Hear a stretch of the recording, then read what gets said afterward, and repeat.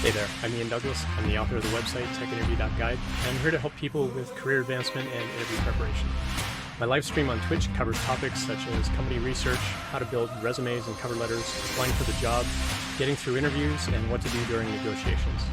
I've coached thousands and thousands of people over the years to get jobs at the biggest tech companies in the industry, and I'm here to help you too. The following episode is taken from a longer live stream event and may contain interactions with other people in chat. Check out the end of the episode for more information. Let's get to it. So we had another question come in chat, and I'm just going to summarize this one a little bit. Can you negotiate vacation time? I worked with a person that did, but I've never tried myself. And they went on to say, like, I currently get 5 weeks off per year. I want to make sure that, whatever other job they get at least 4 weeks off starting on day one. Does it look bad to negotiate? It doesn't look bad to negotiate time off at all. In fact, companies expect you to negotiate. The question is, what is negotiable for them? They may have a company policy where it's like everybody gets 3 weeks off. And to try to negotiate more than that means they're making an exception to a company policy for one person because they negotiated. And they may not be able to negotiate certain things. Otherwise, it looks like they're potentially discriminating against others who didn't negotiate for it. But that could be something that you just work out with your manager and just say, like, hey, I get that the company gives 3 weeks off. I'd really like to have 4 or 5 weeks off.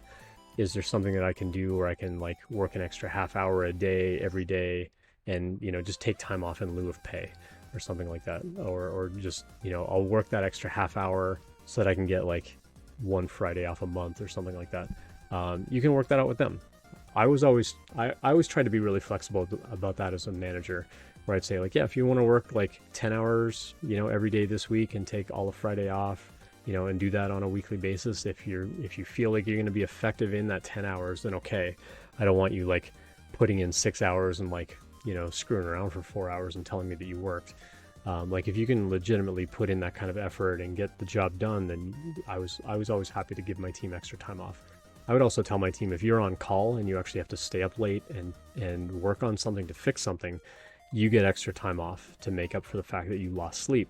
And so I usually had my team on a rotation where if I had 5 people on the team, then you were on call 1 week every 5 weeks. And while you were on call, we basically kept track of how much time you spent kind of fixing everything. And then as soon as you were done your on-call shift for the week, you immediately got that time off. So if you spent 8 hours fixing things, you immediately got 8 hours off. And so that would mean instead of coming into work on Monday, you got Monday off. That kind of thing was really important, just so my team knew that I valued their time, because you're already working your regular day, you're putting in extra effort, and I'm going to reward that effort by giving you that time off immediately, and it's not counted as time off. It was just giving you that time back to get extra rest or get things done that you couldn't get done because you were on call. And again, that's my job as a manager, is to figure out how can I remove barriers from my team to getting their job done and letting them know that they are appreciated and rewarded. So when it comes to things is this a negotiable thing? You can always ask about it. It may not be a negotiable topic, but there may be something that you can discuss with your manager about getting time off in lieu of, in lieu of actual PTO. Is there a way that I can take additional time off by, working a little extra on this project, or put in a little extra time because I want that extra time off later, or something like that. Some companies are more flexible about that. I see some things happening in chat where people are talking about unlimited vacation time. I worked at a company where we did unlimited vacation. We actually meant it. But unlimited vacation time doesn't mean you can take a month off at a time. But it just means if you need time off to recharge, take time off. If you want to take every Friday off, that's okay. As long as you're getting your work done, I have no problem with you taking off whatever time you need, as long as you're getting your job done. But if the quality of your work starts to slip, or you're not getting things done on deadlines like you say you're going to, then I'm going to start saying hey, I know you want that extra time off, but how are you going to get this other stuff done? Because you're missing all these deadlines, and it's a pattern, and it's a problem when it becomes a pattern. If it happens once, it's okay, well, I get you had that book tripped and whatever, so you took the trip, but next time we have to make sure this thing gets finished before you leave. So how are we going to check in earlier before another trip like this to make sure that you're getting your stuff done? I'm going to raise the accountability a little bit to make sure that you're getting your job done. So, but there are companies who just say oh, it's unlimited because they expect you're not going to take it. But again, my job as your manager is to make sure that you're actually using your time off. A piece of advice I heard kind of during the pandemic, and I wish I could remember where I heard it. Their advice was basically take time off to prevent burnout. Don't take time off to recover from burnout. And I think that it's really wise kind of advice. So finding a way to prevent burnout by taking that time off, I think is really, really vital. And something that everybody should try to figure out how they want to do. But yeah, I also see something in chat like problem with unlimited vacation might create peer pressure to not take time off, but there's also pressure about what if everybody wants the same time off? We still have to get work done. So like, what if everybody wants like a 5-day weekend around July 4th or something like that? Like that's a problem. Like we need to make sure that there's enough coverage on the team if something goes wrong and so on. So as a manager, I sometimes have to make a tough call about like, okay, who's actually going to be on call or who's actually, able to take time off. And again, that's a pressure on me as a manager. When it comes to negotiating it though, whether it's time off or 401k match or something like that, there may be company policies that they cannot move on. You can always ask. It never hurts to ask. You can always try to negotiate these things. The worst they'll say is no.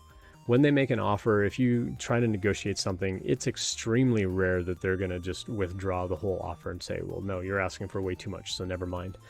If you're doing it respectfully and you're doing it with reasons why, and emphasis on the respectful part, like if you're not just saying like, no, I want more time off and I want, more money and I want more of this and more of that, and you're not explaining, because I'm bringing this value to the team, it's important that I have time to recharge, and so I prefer to take extra vacation time, or my life, the way that I kind of structure what I do as work, I work in a way where I can take every Friday off or something like that throughout the year, and so I'm going to need at least this many vacation days or something in order to do that, because I'm going to be making this kind of impact and this kind of work on the team or this kind of effort or whatever. And the company will evaluate that and say, okay, well, maybe for the first 4 months or 5 months, like maybe you need to prove that value to us, and then we'll be okay with you taking every Friday off or something like that, or work a 4-day week or whatever. That could be something that you negotiate kind of over time. It may not be immediate from day one, but if the company only offers 3 weeks and you want 4, ask for that 4th week. If they say no, then you can talk to your manager when you do start the job and say, hey, I'd really like to get a 4th week off during the year because, recharge time and family vacation, and my kids are out of school in the summer. I'd like to take more time with them. What can we do to work that out?